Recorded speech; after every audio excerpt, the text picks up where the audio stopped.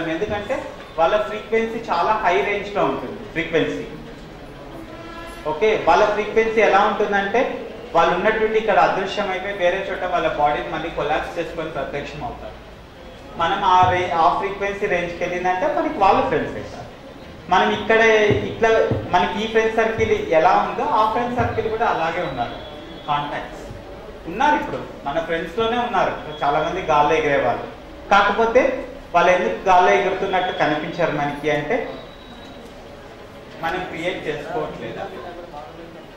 మనం క్రియేట్ చేసుకుంటే ఆ విధంగా మనం చూడగలుగుతాం. అంటే మనం ఎవాల్వ్ అవ్వాలి, పక్క వాళ్ళు కూడా ఎవాల్వ్ అవుతారు. ఎందుకు మనం ఆ కళ్ళతోనే చూస్తాం. మన పక్కలు ధ్యానం చేయకుండా ఉన్నారు, దానికి కారణం ఎవరు? మనం ఆ కళ్ళతో చూడట్లేదు.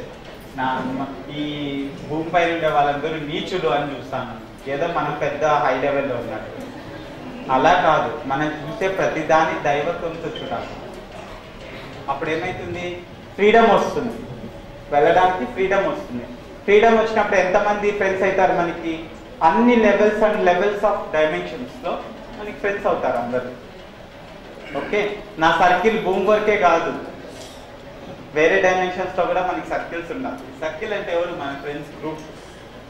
ఇన్ టర్మ్స్ ఆఫ్ దట్ మనం ఆలోచించినప్పుడు మనకు అవుతారు వాళ్ళు ఫ్రెండ్స్. ఓకే, మనం కూడా అంత ఫ్రీగా వెళ్ళిపోయి వస్తాం. అన్ని levels and levels of dimensions చిన్నగా అలా ట్రావెల్ చేస్తూ వస్తాం. అది మనకి పెద్ద ఆశ్చర్యకరం కాదు.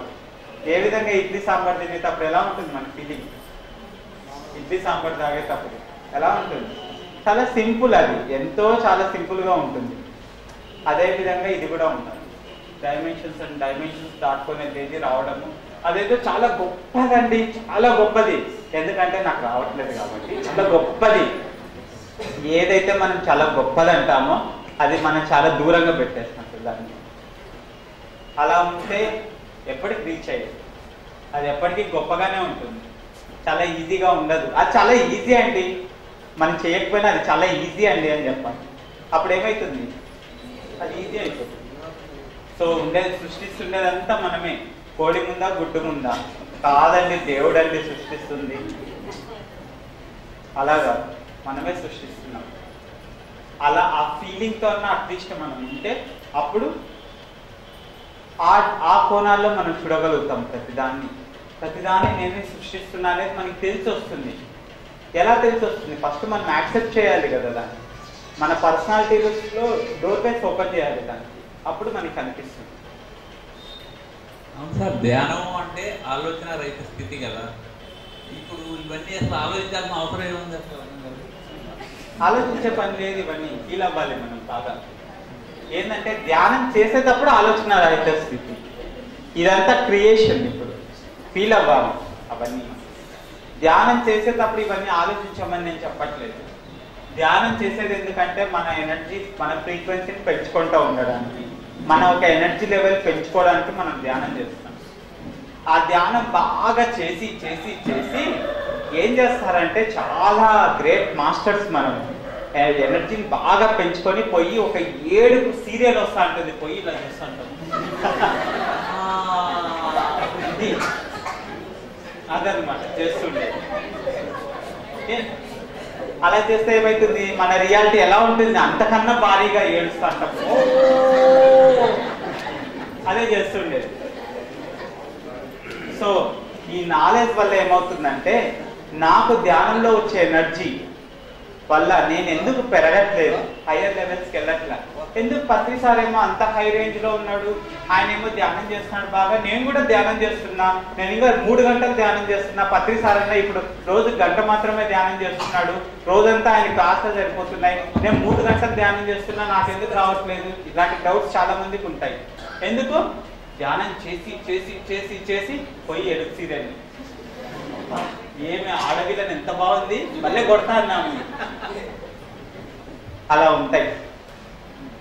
అలా కాదు, మనకు వచ్చిన ఎనర్జీని అంతా ఎలా కొలాప్స్ చేస్తాం మనము?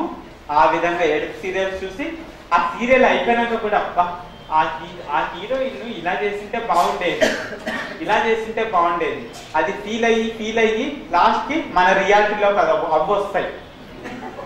అవి క్రియేట్ చేసుకుంటాం. మనం ఏ దాన్ని ఎక్కువ ఫీల్ అయితే అవి మన రియాలిటీలోకి వస్తాయి.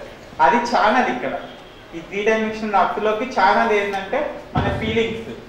ఓకే, మనం ఆ రేంజ్ లో ధ్యానం చేసి సీరియల్స్ చూస్తే ఏ విధంగా ఉంటుంది మన రియాలిటీ, అదే విధంగానే ఉంటుంది.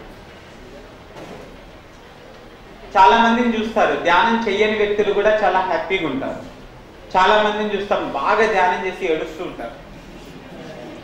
అది ధ్యానం చేయడం వల్ల వాళ్ళు ఏడుస్తున్నారని కాదు నేను చెప్తుండేది ఇక్కడ అర్థం. వాళ్ళు ఏం చేస్తున్నారంటే ధ్యానం చేసి పప్పులో కాలేస్తున్నారు సీరియల్స్ చూస్తూ. అలానే సీరియల్స్ వదిలేయాలి అని నేను చెప్తున్నానా? కాదు. సీరియల్స్ చూడండి, బాగా ఎంజాయ్ చేయండి. ఓకే, సేమ్ పాయింట్, ఆ సీరియల్స్ లో లీనం అయిపోతుంది. ఏదో మీరు ఉద్ధరించేస్తారన్నాను నేను సీరియల్ని, హీరో హీరోయిన్ నేనే కాపాడేస్తున్నా అనే లెవెల్లో మన ఫీలింగ్ మనలో ఇట్లుంటే బాగుంటుంది, అట్లుంటే బాగుంటుంది. పని లేనప్పుడల్లా ఇదే ఆలోచన, ఆ హీరో ఇలా చేస్తున్నాడు, ఈ హీరో ఇలా చేస్తున్నాడు, ఇది ఇలా ఉంటే బాగుంటుంది అంటే నెక్స్ట్ టైం ఇంకో ఫిలిం రిలీజ్ అవుతుంది మీ ఎక్స్పెక్టేషన్స్ తగ్గట్టుగా. ఎందుకంటే మీరు క్రియేట్ చేస్తున్నారు, మీ ఎనర్జీని ఎంత బాగా యూజ్ చేస్తున్నారు, కొత్త కొత్త సినిమాల్ని క్రియేట్ చేసుకుంటున్నారు. ఓకే, సో అలా కాదు మన ఎనర్జీని డీవియేట్ చేయాల్సింది. దాని గురించి ఇప్పుడు కాన్సెప్ట్ జరుగుతుంది. ధ్యానం అనేది ప్రతి ఒక్కరూ చేసి ఉండాలి ఇప్పటికీ ఈ క్లాస్ వినాలంటే.